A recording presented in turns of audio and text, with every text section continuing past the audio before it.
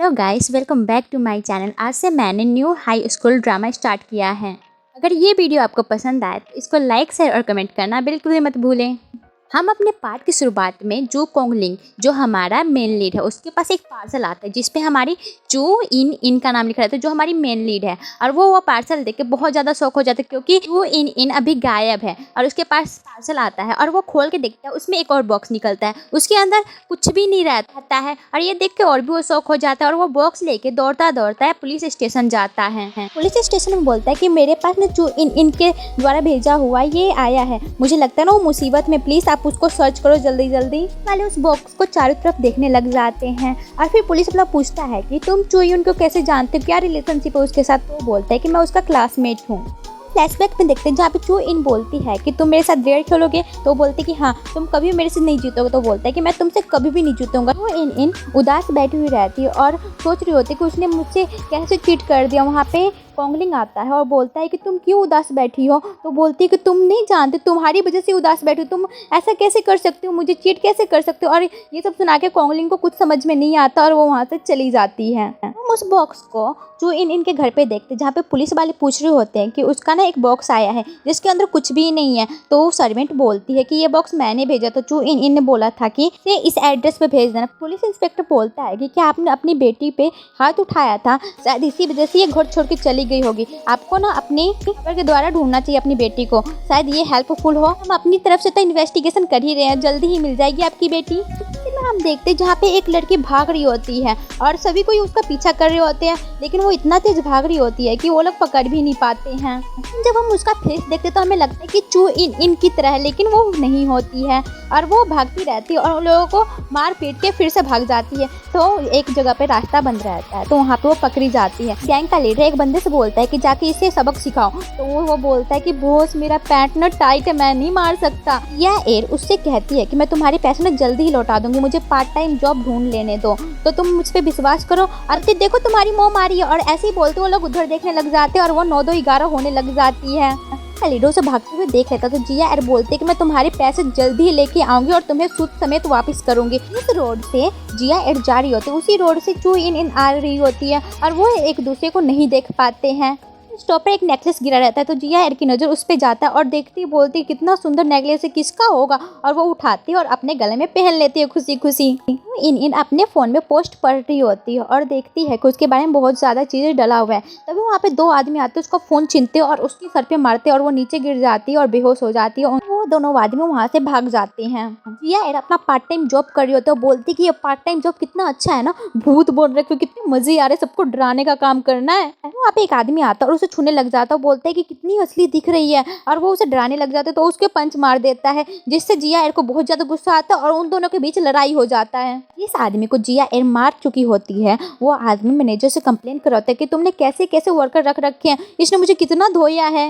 अपना सैलरी मांग रही होती है, वो बोलते कि मैंने काम किया उसका पैसा दो। तो उसका मैनेजर बोलता है किस बात का पैसा, तुमने तो कस्टमर को रुला के रख दिया। और वो कस्टमर बोलता है कि मैं तो मर जाऊंगा और वो गिर जाता है और वो बोलता है कि मेरा हॉस्पिटल का खर्चा चाहिए 2000। ये सुन के बोलते कि मुझे तो मेरा सैलरी मिला नहीं, मैं तुझे 2000 कैसे दे दूं। और वो वहाँ से रफू चक्कर हो जाती है। वहाँ के एक स्टोर में घुस जाती है, तो वहाँ का जय हनुमान गान गुन सागर गाने लग जाता है, बोलते हैं भूत से दूर रखो, भूत से दूर रखो। और जिया बोलती है क्या वो सामने वाला एक्सपायर्ड सामान है ना, मैं वो ले सकती हूँ। तो बोलता है जो तुम्हें चाहिए वो ले जाओ, लेकिन तुम यहाँ से जाओ। और वो खुश होकर वहाँ से लेके चली जाती है। जिया एर एक आंटी से टकरा जाती है जिसके पास वही पर्ची रहता है जिसमें इनको लाएगा उसको बहुत बड़ा प्राइज मिलेगा। और ये प्राइज देख के उन्हें याद आता है कि वो तो वही लड़की थी ना जो इस फोटो में है। और वो उसके पीछे पड़ जाती है और बोलती है कि ये तो मेरा अच्छा चांस है बहुत सारा पैसा कमाने का, मैं इसे नहीं छोड़ सकती। फिर में हम जिया एर को देखते जो खाना वाना खा के बैठी हुई रहते, तो वहाँ पे आंटी आ जाती है और वो आंटी बोलती कि तुम यही हो ना इस फोटो वाली। तो वो बोलती कि आंटी आपने मुझे गलत समझी, मैं वो लड़की नहीं हूँ आप जो ढूंढ रहे हो। और वो बोलती कि आपकी मम्मा, वो बोलती कि मेरी मम्मा को ना मरे हुए बहुत टाइम हो गया, तो इसलिए मेरे ऊपर ये सारी ट्रिक्स काम नहीं करेंगे। जिया एर फिर भी वहाँ से भाग निकलती है, तभी वो आंटी उनका पीछा नहीं छोड़ती, वहाँ पे आ जाती है और बोलती है कि तुम वही हो ना। तो वो बोलती है कि आंटी इसके शकल और मेरे शकल में कुछ थोड़ा अंतर नहीं दिखाई दे रहा। जिया एर उसका प्राइस देख के बहुत ज़्यादा खुश होती है और बोलती है कि हम दोनों ना अपना प्राइस बांट लेंगे साथ में। तो आंटी बोलती है कि ठीक है मैं तुम्हें तुम्हारा रिवॉर्ड दे दूँगी। और बोलती है कि मुझे अपना हुलिया तो चेंज करना होगा ना, तो इसलिए मैं जा रही हूँ यहाँ से। और अपने आप को पूरा कवर करके आई होती है, तो आगे निकलते ही उसको किसी से टक्कर लग जाता है और वो उसे सॉरी बोलने लग जाती है। वो बोलता है कि मुझे किसी का लाइफ सेव करना है, मुझे जाने दो, और वो उसे देखने लग जाती है कि कौन है। फिर वहाँ पे वो आंटी आती है और बोलती कि तुमने अपना कैसा हुलिया बना लिया। तो बोलती है कि मुझे कोई पहचान नहीं पाएगा वहाँ पे, इसलिए मैंने ऐसा बना लिया, ठीक है ना। बोलते कि चलो अब चलते हैं। इसमें हम देखते हैं जहाँ पे सभी बच्चे बास्केटबॉल खेलने की प्रैक्टिस कर रहे थे, वहाँ पे एक लड़का पूछता है कि हमारा कैप्टन अभी तक क्यों नहीं आया। तो दूसरा लड़का बोलता है कि हमारा कैप्टन अभी चू इनके बारे में लगा हुआ है। यहाँ पे कॉन्गलिंग आता है और खाली सीटों को देख कर उसे अपना फ्लैशबैक याद आता है, जहाँ पे वो सभी के सभी बास्केटबॉल खेल रहे होते हैं, तो सभी को तालियां बजा रहे होते हैं। तभी वो इनकी तरफ देखने लग जाता है और उसके पास जाता है, तो वो उसको बोतल पकड़वाने लग जाती है और बोलता है कि तुम यहाँ पे बास्केटबॉल देखने आई हो ना, तो तुम कर क्या रही हो। और वो उसके बुक को अपने पास लेता है और वो बुक की पेजेस को पलटने लग जाता है, जिसमें सिर्फ और सिर्फ बास्केटबॉल और उसकी पिक्चर्स बनी रहती है, और बोलता है कि तुम किताबों में भी मुझे ही बनाती रहती हो। इन बोलते कि मेरा ना ड्राइंग कंपटीशन आने वाला है, इसलिए मैं ये बना रही थी, तो तुम ना ज़्यादा मत सोचो। वह बास्केटबॉल खेलने के लिए चला जाता है। यहाँ पे सभी को उसके लिए चीयर कर रहे होते हैं। फिर वो फ्लैशबैक से वापस आता है और सैड हो जाता है। पुलिस इंस्पेक्टर और उस आंटी को चू इनके घर पे देखते हैं, जहाँ पे वो आंटी बोल रही थी कि देखो मैंने चू इनको लिए आई और मुझे मेरा रिवॉर्ड भी तो चाहिए, और वो अपना रिवॉर्ड मांगने लग जाते चू इनके बदले। तो इनकी मॉम अपनी सर्वेंट को बुलाती है और बोलती कि पैसे इसे दे दो, और वो सर्वेंट उसका पैसे देने आती है और आंटी वो पैसा लेते तो जिया और उसके ऊपर हाथ रखते तो उसको हाथ हटा देती है और अपने पैसे गिनने लग जाती है।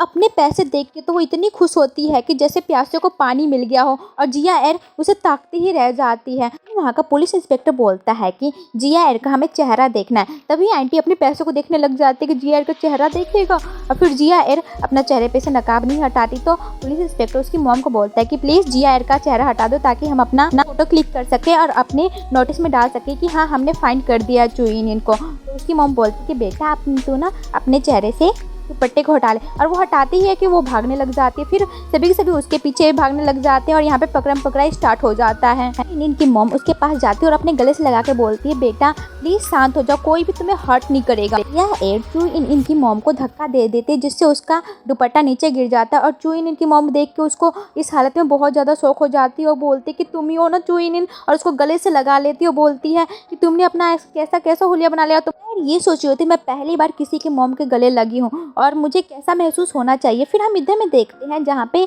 एक नया स्टूडेंट आता है ट्रांसफ़र होकर, और वो अपना इंट्रोडक्शन देना शुरू करता है और बोलता है कि मैं ली बई हूँ, अपने बारे में कुछ बताता है और जाके सबको हटा के अपनी सीट पे बैठ जाता है। ये हमारा सेकंड मेन लीड है। पुलिस इंस्पेक्टर जिया एर से बहुत सारा सवाल पूछने लग जाते हैं चू इनके बारे में, जो कि कुछ भी जवाब नहीं देते हमारी जिया एर। इनकी मॉम भी जिया एर पे घूरने लग जाती है, और वो आंटी सोचती है कि मुझे मेरा पैसा तो रहेगा ना मेरे पास। जिया एर को देखते हुए बोलती है कि ये हमारी बिग सिस्टर हो ही नहीं सकती, देखो इसका ओला कितना अगली कपड़ा पहन रखी है, इसका तो हेयर स्टाइल देखो, ऐसी तो हमारी बिग सिस्टर नहीं रहती थी, तो प्लीज़ हमें सोचना चाहिए। और उसके कपड़ों को देखने लग जाते हो, बोलते कि ये देखो वो ऐसा कपड़ा नहीं पहनती, और ऐसा तो हो ही नहीं सकता कि ये ऐसे कपड़ों को पसंद भी करते हो। तभी उसका नेकलेस पे जाता है ध्यान, और वो नेकलेस को देखते ही बोलते कि ये हमारी सिस्टर ही है, क्योंकि उनके पास ही ऐसा नेकलेस था। इंस्पेक्टर भी समझ जाते कि हाँ ये चू इन ही है। फ्रेंड बोलते कि आपकी ये हालत बिग सिस्टर किसने किया, मैं उससे रिवेंज लूंगी, आप उसका नाम बता देना। इंस्पेक्टर चू इनकी मॉम को बोलता है कि आप इसकी ना हेल्थ चेकअप करवा देना। तो उसकी मॉम बोलती है कि मैं करवा दूंगी, ये मेरी बेटी है ना। और वो आंटी तो बहुत ज़्यादा खुश हो जाती है अपने पैसों को लेकर। यार अपने मन में सोचने लग जाती है सारे के सारे बेवकूफ़ है क्या।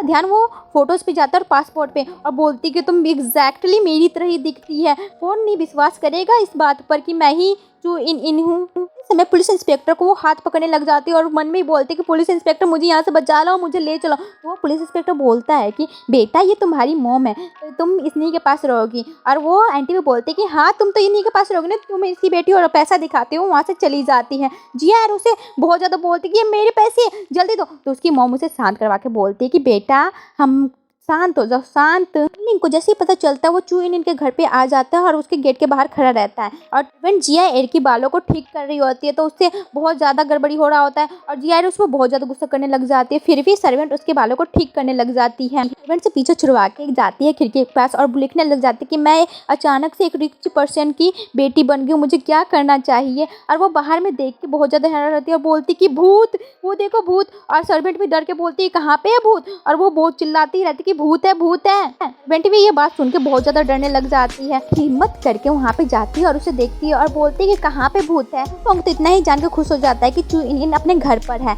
और उसकी माँ वहाँ पे दौड़ी हुई आती है और बोलती है कि बेटा क्या हो गया, और वो रोने लग जाती है और जियार को देख के बोलते हैं कि बेटा तुम ही मेरी सब कुछ हो, और उसको अपने गले से लगा लेती है। भी बहुत ज्यादा खुश होती है उसको गले से लगाकर, और सर्वेंट देख के बहुत ज्यादा खुश होती है और बोलती है कि हमारी चू इन ने किया पहली बार, पहले कभी स्माइल नहीं किया था। और जिया सोचती है कि इसे क्या पहली बार स्माइल, वो सच्ची में स्माइल नहीं करती थी क्या।